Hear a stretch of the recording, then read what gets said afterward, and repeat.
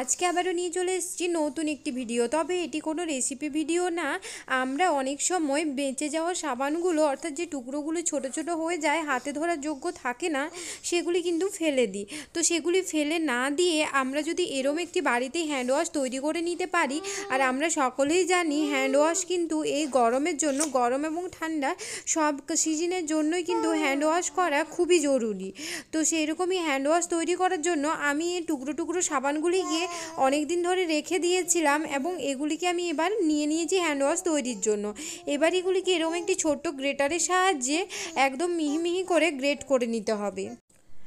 বিভিন্ন রকমের সাবান আমার এখানে রয়েছে, একেবারে একই রকম সাবান দিয়ে আমি তৈরি করছি না। তবে আপনারা চাইলে গোটা সাবান দিয়েও তৈরি করতে পারেন, কিন্তু যেহেতু বেঁচে যাওয়া সাবানগুলো আমার রয়ে যায়, সেই জন্য আমি এভাবেই তৈরি করে নিই। আর ওখানে একটা দেখো হালকা পিঙ্ক কালারের লাক্স সাবান ছিল, যার জন্য কালারটি আরও সুন্দর আসবে, এই জন্যই ওই টুকরোটি ব্যবহার করা। এবার এখানে আমি কড়াই বসিয়ে কড়াইতে 1 গ্লাস মতো জল দিয়ে দিয়েছি। এবার সেই জলের মধ্যে এই যে গ্রেট করা সাবানের ছোটো ছোটো টুকরোগুলো জলের মধ্যে দিয়ে দিতে হবে।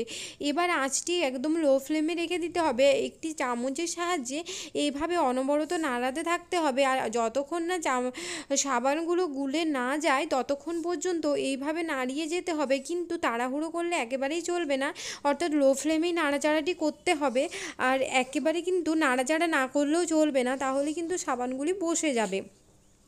এবার দেখতে পাচ্ছ আমার অনেকটাই গুলে এসছে প্রায়। এইভাবে আমি 10 মিনিট নাড়াচাড়া করার পর আমার সাবানটি প্রায় পুরোটাই গলে এসছে। আর যেটুকু চামচের গায়ে লেগেছিলো সেটিও আবার দিয়ে করে আমি ভালোভাবে গুলিয়ে নিচ্ছি। এটি আপনারা যে কোনো ধরনের সাবানের টুকরো দিয়ে করতে পারেন, অথবা গোটা সাবানও ইউজ করতে পারেন। তবে গ্লিসারিন সাবান থেকে এটি হবে না, নর্মাল যে সাবান হয় সেই সাবান দিয়ে তৈরি করে নিতে হবে। এবার আমি এখানে দিয়ে দেব 1 চামচ মতো গ্লিসারিন।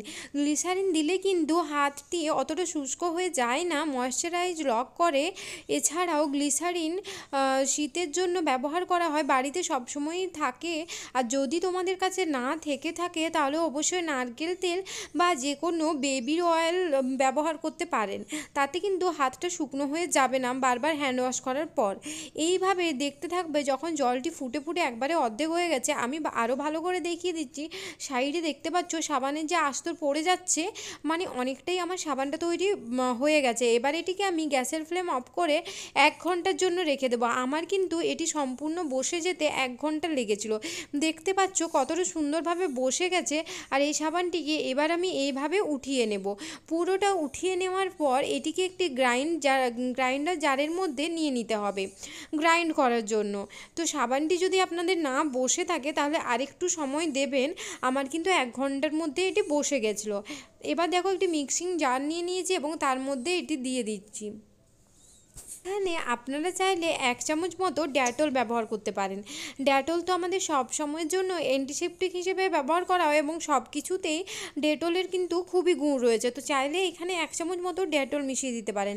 এবারে এখানে আমি জল নিয়ে নিচ্ছি। জলটা অবশ্যই খুব অল্প অল্প করে দিতে হবে, একেবারে পাতলা যাতে না হয়ে যায়। মোটামুটি একটি থিকনেস রেখে নিতে হবে, খুব বেশি মোটাও রাখা যাবে না। এবার দেখতে পাচ্ছ আমার থিকনেসটার ওই কয়েকটা টুকরো সাবান দিয়ে আমার কতটা পরিমাণে হ্যান্ড ওয়াশ তৈরি হয়ে গেছে। এবার আমি এটিকে একটি কৌটোর মধ্যে ঢেলে রেখে নেব। তোমাদের কাছে যদি কোনো হ্যান্ড ওয়াশ, বডি ওয়াশ কিংবা শ্যাম্পু কোনো কিছুর প্রেস করার বোতল থেকে থাকে তাহলে তার মধ্যে ঢেলে নেবেন। আমার কাছে বোতলটি ছিল, এটি যদিও বোতলটি ছিল ফেস ওয়াশের, তো এটি শেষ হয়ে গেছে, সেই জন্য আমি আর ধুয়ে নিচ্ছি না। এর মধ্যে আমি এটি ঢেলে দেবো। দেখতে পাচ্ছি আমি বাটিতে ঢেলে কিছুক্ষণ ওপরে যে ফেনাগুলো বসবে সেগুলো চামচের সাহায্যে একটু সরিয়ে নিতে হবে, তাহলেই কিন্তু এখানে পুরোপুরি হ্যান্ড ওয়াশের থিকনেসটা চলে আসবে। আর দেখতে পাচ্ছ এখানে থিকনেসটা আশা করি বুঝতেই পারছো। আর আপনাদের কাছে যদি এরম বোতল না থাকে তাহলে অবশ্যই যে কোনো জলের বোতল বা ছোট্ট যে কোনো বোতলের মধ্যেই আপনারা ঢেলে এটি ইউজ করতে পারেন। বোতলের ঢাকনাটা ফুটো করে নিলে দেখবেন খুব সুন্দরভাবে পড়ে যাবে। তো এইভাবে আমি পুরোটা ঢেলে নিয়েছি। এবার আমি তোমাদেরকে প্রেস করেও দেখিয়ে দেবো। আর থিকনেসটা তো আশা করি বুঝতে পারছো। আর যেহেতু পিঙ্ক কালারের সাবান ছিল সেই কারণে কালারটাও কিন্তু খুব সুন্দরভাবে এসছে। এবার বোতলটির গায়ে যেগুলো লেগে থেকেছে সেগুলো একটু ধুয়ে ভালো করে পরিষ্কার করে নিতে হবে। এবার আমি তোমাদেরকে ইউজ করে দেখিয়ে দিচ্ছি। দেখতে পাচ্ছ এইটুকু নিলেই কিন্তু আমার পুরো ফেনা হয়ে যাবে। আর খাবার আগে যে কোনো সময় আমাদের হ্যান্ড ওয়াশের কিন্তু খুবই প্রয়োজন হয়। তো এইভাবে অনেকটা পরিমাণে আপনারা যদি বাড়িতে তৈরি করে রেখে নেন তাহলে তো কোনো সমস্যাই নেই, বেঁচে যাওয়া সাবানগুলো আর ফেলে দিতে হয় না, এছাড়া হ্যান্ড ওয়াশটাও বাজার থেকে কিনতে হয় না। ভিডিওটি ভালো লেগে থাকলে লাইক, কমেন্ট ও শেয়ার করে দেবেন। যে সকল বন্ধুরা আমার চ্যানেলটি এখনও সাবস্ক্রাইব করেননি তারা অবশ্যই চ্যানেলটি সাবস্ক্রাইব করে পাশে থাকা অল বাটনটি প্রেস করে রাখবেন। ধন্যবাদ।